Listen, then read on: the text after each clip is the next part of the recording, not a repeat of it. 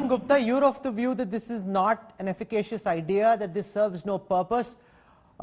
Even though there are the likes of Sohit Saxena who are upset, Amit Malviya is spot on when he says that the Chinese companies, the kind of privacy norms they have, the kind of data harvesting they do is way more than A, what is required to get you on the game, and B, more than what companies based out of Europe or America do. So therefore, it's genuinely, to the extent of data privacy and data security, a threat to India, and we need to wake up to that. Rohan Gupta, why are you upset? See, Rahul, first of all, I feel that Mr. Malviya is confused that what is the objective of this step. If it is retaliation to China, my simple question is what they were waiting for 5 months. It should have been done long back.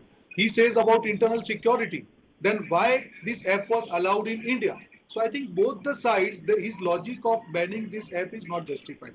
Another important thing he was saying, surprisingly, that this will give Indian companies chance to develop the games. Let me remind you, Mr. Malviya, in 2014, 99% of Indian mobile market was dominated by Indian manufacturers. Today, 90% market is dominated by Chinese players. Why this has happened? If you are talking this as a retaliation to Chinese, then why these companies are there in India? IPL still this year Vivo has been suspended as a sponsor, but they are not out of the panel. So this is the eyewash, Rahul. If you see BJP regime, they have done strategical mistake by depending on China or trusting China. Mr. Modi went to China as a prime minister highest number of times, and what have we received after that?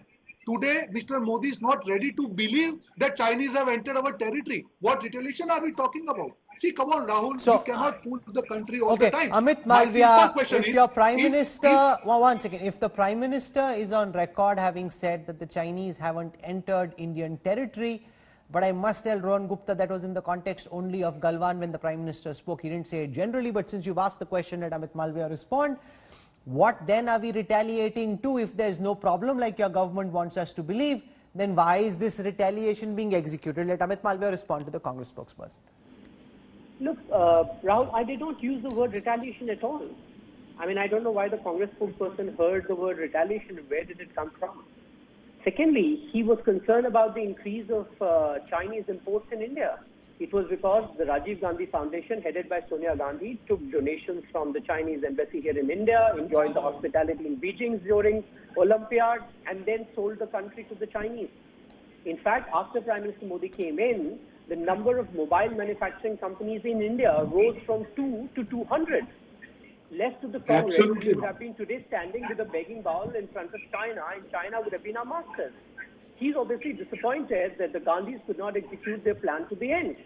And I'm happy that they are out of power, and so is the rest of the country. Now, coming to the more important point about PUBG and why decision has been taken around this and several other apps.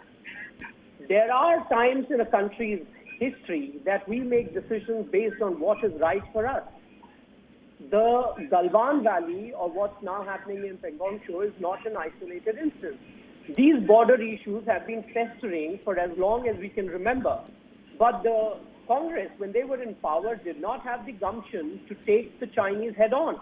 Mr. Modi invested the political capital that he had, tried to talk to them. They did not heed to the overtures.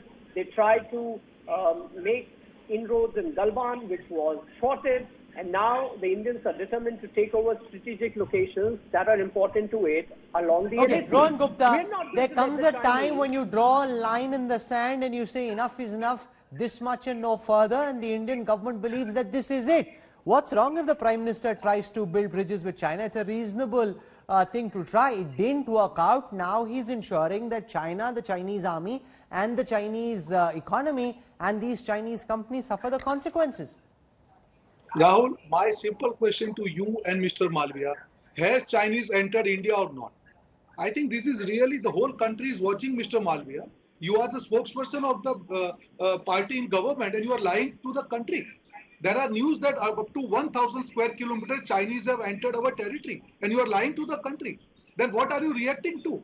If Mr. Modi, there is nothing wrong, Rahul, in trusting or in trying to develop relationship, but you cannot over-depend that. Because of Modi ji, the balance of payment in favor of China has increased manifolds. Our imports from China has increased manifolds. The FDI has increased manifolds. The market which was dominated by Indian player, 90% is by Chinese manufacturers. So the question is, you cannot fool the country. First of all, you have to accept the problem. Yes, Chinese have entered and we are trying to throw them out. But if you cannot accept the problem like your prime minister, I think you are fooling the country. And if PUBG or any app was so dangerous, why you have allowed them to come to India?